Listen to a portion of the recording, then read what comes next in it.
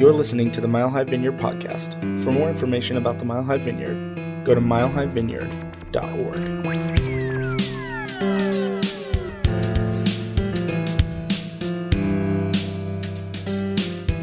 My name's Jay, if you're new here. So glad you're here with us. And we're continuing our series in Esther.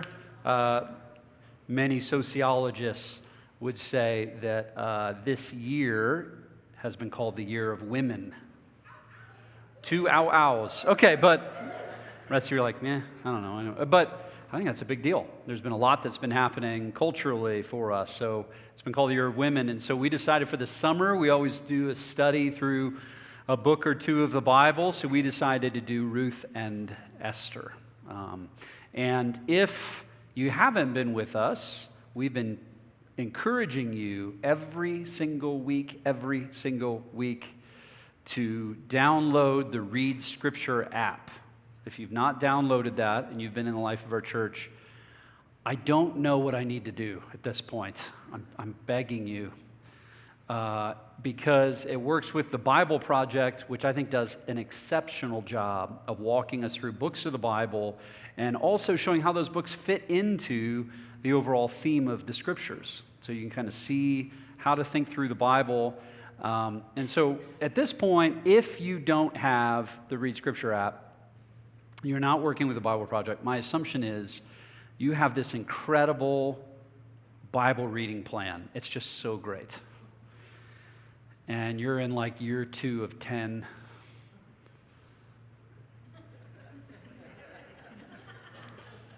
And you're like, why would you disrupt? I have so much Bible, Jay. So much Bible, I need no more Bible. That's my assumption. Or you should get it right now. So to show you a little bit of what that's like, I want to show you up to Esther chapter 4, where we're going to be looking at today as we continue in the series. Here's a video from the Bible Project. It'll give us a summary of what's happened in Esther up to this point, and will lead us to the point that we'll be looking at today. So let's watch this video. The book of Esther, it's one of the more exciting and curious books in the Bible. The story is set over 100 years after the Babylonian exile of the Israelites from their land. And while some Jews did return to Jerusalem, remember Ezra and Nehemiah, many did not. And so the book of Esther is about a Jewish community living in Susa, the capital city of the ancient Persian Empire. And the main characters in this story are 2 Jews, Mordecai and then his niece Esther. And then there's the king of Persia, who's something of a drunken pushover in this story. And then there's the Persian official Haman, the cunning villain. Now, this is a curious book in the Bible, mainly for the fact that God is never even mentioned, not once, which might strike you as kind of odd. I mean, isn't the Bible about God? But this is a brilliant technique by the author, who's anonymous, by the way. It's an invitation to read this story looking for God's activity, and there are signs of it everywhere. The story is full of very odd, quote, coincidences and ironic reversals, and it all forces you to see God's purpose at work, but behind the scenes. Let's just dive into the story. The book opens with the king of Persia throwing 2 elaborate banquet feasts that last a total of 187 days, and it's all for the grandiose purpose of displaying his greatness and splendor. On the last day of the banquet feast, he's really drunk, and he demands that his wife, Queen Vashti, appear at the party to show off her beauty. She refuses, and so in a drunken rage, the king deposes Vashti and makes the silly decree that all Persian men should now be the masters of their own homes. Then he holds a beauty pageant because he wants to find a new queen. This is like a really bad soap opera. But it's right here that we're introduced to Esther and Mordecai. Esther hides her Jewish identity and enters the beauty pageant and wins. And the king is so obsessed with Esther that he elevates her to become the new queen of Persia. Now, after this, and even more serendipitous, is the fact that Mordecai just happens to overhear 2 royal guards plotting to murder the king. And so he informs Esther, who in turn informs the king, and Mordecai gets credit for saving the king's life. Now, right here from the beginning, God's not mentioned anywhere, but this all seems providentially ordered. What is it that God's up to? You have to keep reading. We're next introduced to Haman, who's not actually a Persian. He's called an Agagite. He's a descendant of the ancient Canaanites. Remember 1 Samuel chapter 15. The king elevates Haman to the highest position in the kingdom, and he demands that everybody kneel before Haman. Well, when Mordecai sees Haman, he refuses to kneel, which of course fills Haman with rage. And when he finds out that Mordecai's Jewish, Haman successfully persuades the king to enact this crazy decree to destroy all of the Jewish people. And to decide the date of the Jews' annihilation, Haman rolls the dice. A die is called pur in Hebrew. Tuck that away for later. 11 months later, on the 13th of Adar, all the Jews will die. Haman and the king then have a drinking banquet to celebrate their really horrible decision. So the focus now turns to Mordecai and Esther, who are the only hope for the Jewish people. They make a plan that Esther's going to reveal her Jewish identity to the king and ask him to reverse the decree. But approaching the king without a royal request is, according to Persian law, an act worthy of death. So in a key statement, Mordecai, he's confident that even if Esther remains silent, that deliverance for the Jews will arrive from another place. And then Mordecai wonders aloud. He says, who knows? Maybe you've become queen for this very moment. Esther responds with bravery, and she purposes to go to the king with her amazing words, if I perish, I perish. That's fun, huh? It's a good summary, kind of keeps you in line with what's going on and can show you how the book works together.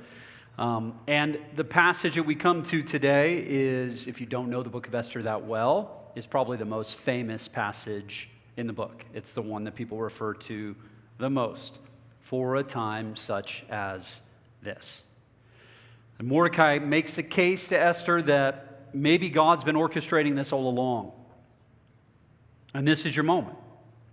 This is the moment that something can happen that you would never plan. You were not able to plan, but that's been planned for you by God. And the video kind of cuts it a little short because the truth is, when Mordecai says this to Esther, she responds by saying, maybe not. I don't know if you knew this, but if I just walk in and talk to the king, I'll probably just get killed. And I understand that, like, everybody might die, but, I mean, as much as I care about everybody, I really care about me, and I would prefer to not die. So her first response is, no, I don't think so. And Mordecai has to come back and double down and say, hey, listen, whether you do this or not, God is going to get his way. So I'm not wondering if God will get this done. He's going to get this done. But here's the deal. If you don't do it, I'm pretty sure you're going to die no matter what. So since you're going to die no matter what, why don't you just try?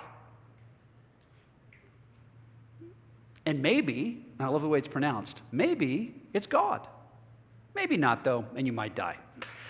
But either way, you're going to die. So how about it? And she's like, oh boy, okay, I don't know. You know what? I'm going to do it. I mean, I love how the Bible puts us in like the real world.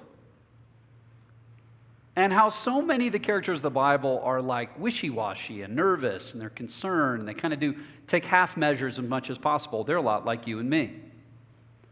And what's also true about them is that they don't often see what's happening until it's already happened. The truth is, for your life, for my life, time is not created equal.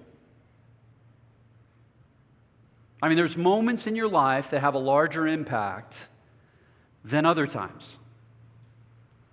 There's windows, there's decisions that change everything. And then there's the rest of your life, which is like, doing the dumb things, right? Like, right? And that most of your days, you're just like, you get up, you make the coffee, you cook the breakfast, you do the dishes, probably should mow the lawn, drive to work, Time to make the donuts. Obscure reference for old people in the room. 10 people enjoyed that. Yeah, Dunkin' Donuts commercial. Anyway, okay, so you can YouTube it. Anyway, you just do the next thing. And you don't even realize that there's certain moments that can change everything in your life. The terrible news is you only tend to notice those in the rearview mirror. If right now I just went person by person in this room and said, name critical moments in your life. Something happened, it came upon you, and it changed every other part of your life. A huge decision, a huge moment that, frankly, you're not sure who you'd be without that moment in your life, right? You everyone have a few of those? And my hunch is, if you're like me, you didn't see them as they were happening. Sometimes there are even moments that you should see, right? It's like everything sets it up for you to notice, oh, this is a big moment. I should pay attention to this moment, and you just don't.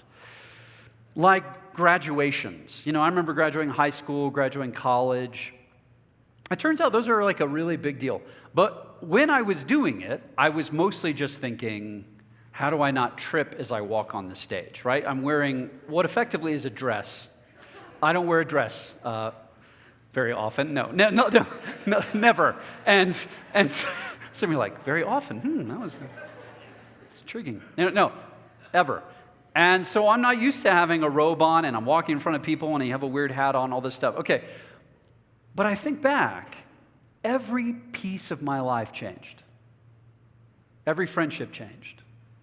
Every career decision changed. Everything changed. And I think back and go, oh man, I would have done so many things differently.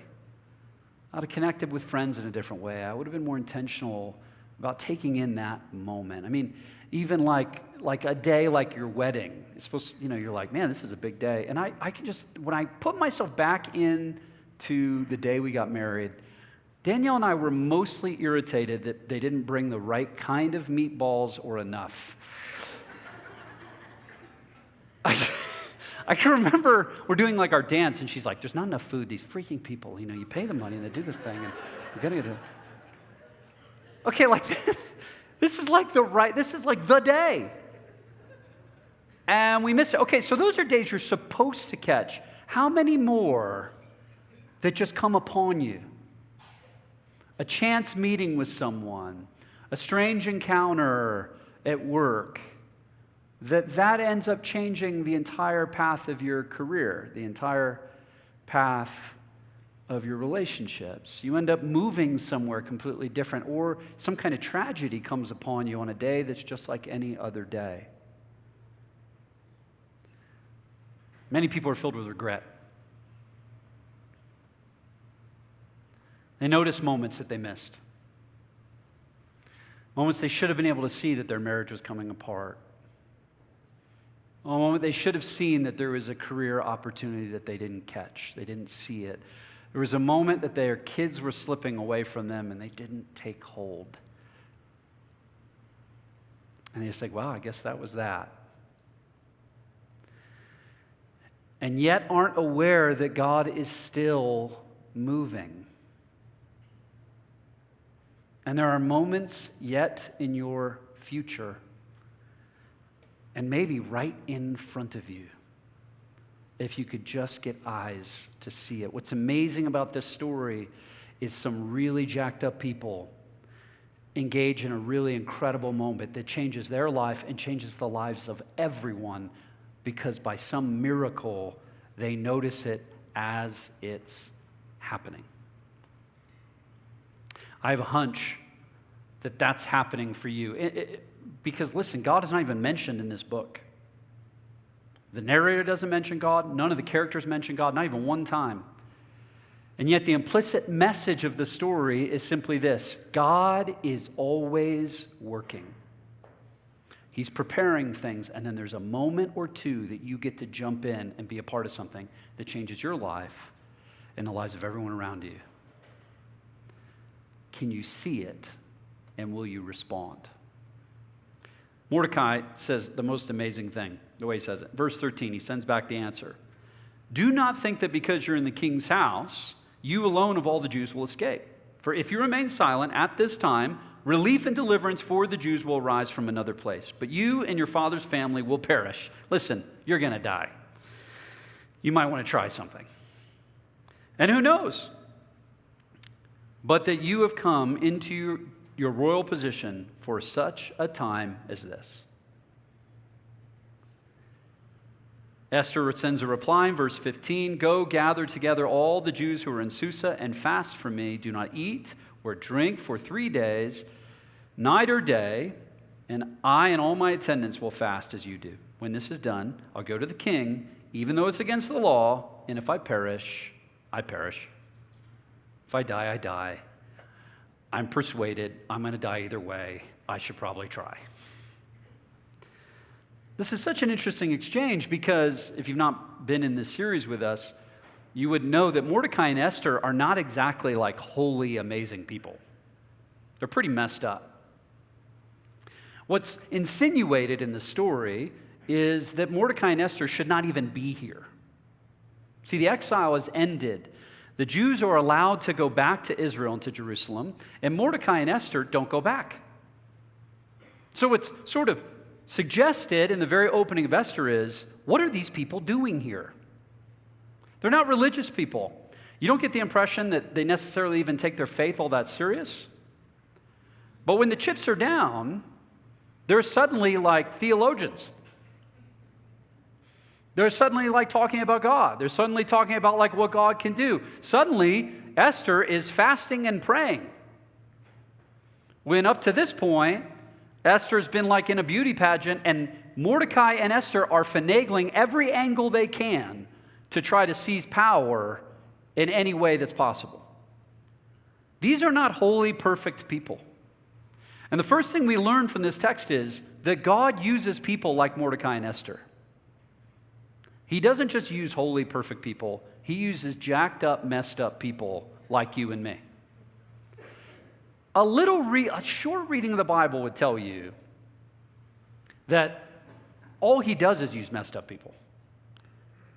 Like the whole story of the Bible is really screwed up people that God's using. There's only one person not screwed up in the Bible, and that's Jesus.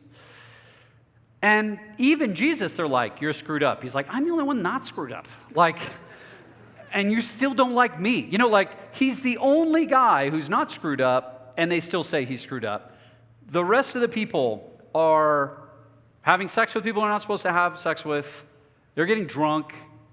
They're killing people. They're seizing power in illicit ways. Sounds a lot like now. And the world that you and I live in. Be careful if you're saying, oh yeah, I know who that is. Yeah, you do know who it is. It's you. I mean, the simple story of the scriptures is everybody's messed up unless God engages them, unless God rescues them. Be careful if you believe you're one of the religious people that's getting it right, because that means you're one of the people that God starts to oppose in the scriptures. It's the humble he lifts up, not the prideful. He opposes the proud and gives grace to the humble. And in this story, we have Mordecai who's finagling for power. We have Esther who's, effectively prepares herself to sleep with the king in order to win the pageant. And then when the chips are down, her first response is, no. I did all this work to get here. I'm mostly interested in self-preservation. And then Mordecai drops the God card on her. She's like, all right, let's pray. Let's figure this out. These are not like faith-filled people. These are messed up people. And frankly, they should not be in this moment. She should not be in that palace. Mordecai should not be helping her do all this stuff. It's a mess, front to back. By the way, the story gets much worse. It doesn't get better. It's just so weird. The whole story is filled with people just getting drunk and having sex with random people. It's like crazy. And it's in the Bible. And God is working in the middle of it. And he uses this story, listen, from the line of these people, Jesus Christ, the Messiah, comes. It's an exceptional story. There are people in this room right now that you believe you're disqualified because of mistakes you've made. There are people in this room that you abandon a call of God on your life so that you could have a night of desire and passion. There are people in this room that you missed a job interview because you were hungover. There are people in this room that are hungover.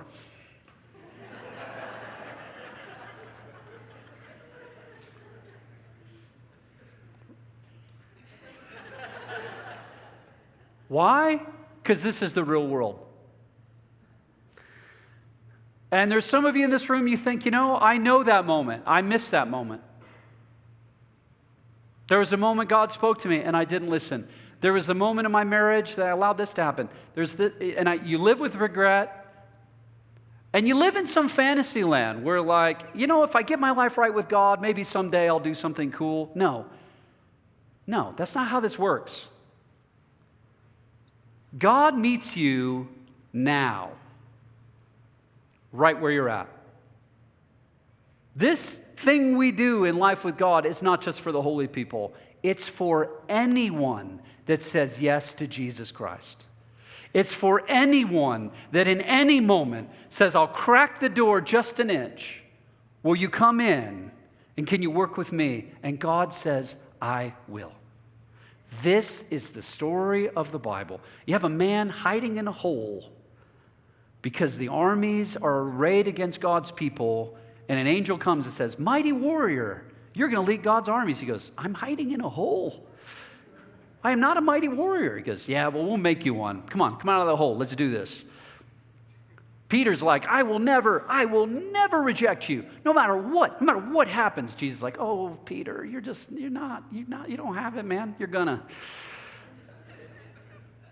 But you know what? I'm gonna come find you when this is all over, and it's gonna be time for you to lead again. And sure enough, he shows up. What does Peter do? He runs away. Oh man, I am totally disqualified. Let's go fishing. Let's go back to what I used to do. And Jesus shows up and says, calling you to lead my church. Peter's like, I am not qualified. He goes, yeah, probably not. But let's do this. And by the way, Peter just keeps screwing it up. When you keep reading in Acts, Paul has to show up and go, Peter, I'm not even sure you understand what the gospel is. You're separating yourselves from the Gentiles. What's wrong with you? Peter goes, I'm so sorry. Let's start again. Over and over, God goes and grabs disqualified people who are in the wrong place at the wrong time because they've been doing the wrong things, and he says, what if all of this is for a time such as this? What if I could work with you right now and I'll get all the glory and you'll get to be a part of something amazing? Listen to me, there's so many people in this room, I'm sure, who go, not me. Not unless I clean this up, not unless I fix this or fix that. The story of the scriptures tells you God works with Mordecai's and Esther's. And even in the mess, he finds her in this place, and her moves change the course of history because she takes her one shot, her one opportunity to capture everything and not let it slip. Because her knees are weak, her arms are heavy. She's vomiting on her sweater. Anyway, okay, so obscure references. And she takes it. I wonder for you, I wonder what it would look like for you to, number two, which is true, not just that he uses Mordecai's answer, but number two, that God is working even when you don't recognize it.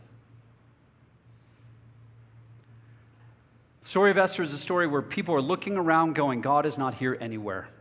And it turns out God has been orchestrating everything from the beginning of this story for this moment and a series of moments from here. Where is God? Anybody watch the news? Where could God be in the world we live in? You look at what's happening on our southern border. What a nightmare. I don't care what your political persuasion. If you're a follower of Jesus, to see human beings in cages and children separated from their families should break your heart. I don't care what your solutions. It's a mess. Where is God in any of this? Where could God be in the midst of all the pain and suffering we see in the world? Where could God be in the midst of like a difficult moment in your marriage? Where could God be when your kids are screwed up and you're screwed up and your job doesn't make sense and nothing works? Where could God be? And the story of Esther comes back and says, God is always working, even when you can't see it. How many of you, when you look back on your life and moments you're like, that was a mess. There was nothing going well there. In my family, in that relationship, there was nothing happening about it. That was just a mess. How many of you right now can look back and go, but now I can see what God was doing? There was a thread through that. How many of you? Just raise your hand. You can look back and go, I can see places God was moving in my life. The rest of you are just too lazy to raise your hands. Because you can. You can, can't you? You can always see it backward. And here's what I want to suggest to you. That's what's working now. God is at work. There's some of you in the room that you have no faith in God at all. You don't believe in Jesus. Somebody brought you here. They persuaded you with lunch or muffins or I don't know what. But you're in the room. You're going, I don't see that. I don't see God at work. I've never seen God at work. I don't know even if I believe in God. And here's the great message of the Scriptures. You don't have to believe in God. He believes in you. And He is orchestrating things. I mean, you want some evidence? Here's some evidence. What are you doing here? You live in Colorado, for God's sake, or you're at least visiting. There's stuff to do. You're here right now because God placed you here. If you're listening on the podcast even, what are you doing listening to this? There's like music you can listen to. Like, it might be God leading you. In the midst of all the mess, God could be putting you in a place where He's speaking to you. He's leading you. He's convincing you. I am orchestrating things in your life. I am drawing you. Do you have eyes to see it? Will you open your eyes and let God speak to you? And the third thing you see that's really incredible from this story is you can't hold on to your life, so you might as well risk it for the kingdom. Every person in this room is going to die. You're all going to die. All of you are going to die. Every person, right now, in this room, you're going to die. Every man dies, not every person truly lives. And one of the key themes of the Scriptures is that in order to join something that God's doing, it always, always, always, always requires a sacrifice from your life. It's always a risk. No one in the story of the Bible enters into something that God is doing without it costing them something, without it being a risk, without having to try something different, without having to have it cost you financially or physically or relationally, to threaten the potential of your career. 100% of the time it costs. When I read this passage and when I think about it, I every single time I've read this passage, I think about the life of a missionary named Jim Elliot. Some of you would know that name. He went to an unreached people group, studied these people, prayed, was sent by people. He runs onto the beach and is instantly killed. Bam. All this preparation, all this work, all this prayer to go to people who don't know the name of Jesus. Instantly killed. And it turns out, some of you know the story, this entire tribe comes to faith. They come to know and follow Jesus. And they mourn that they had killed this man who came to bring them life and hope. And it was found in Jim Elliot's journal.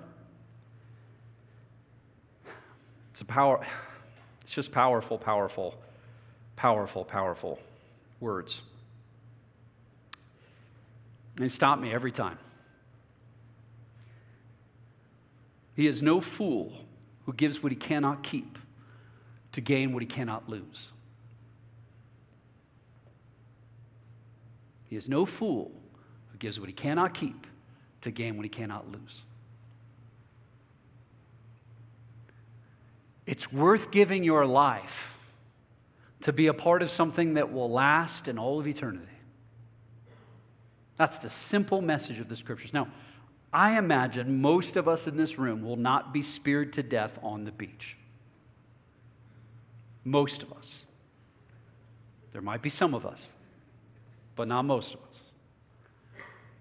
But be sure of this. If it's worth it, and if it has anything to do with the kingdom, it will cost you. And you might have to pay the death of embarrassment.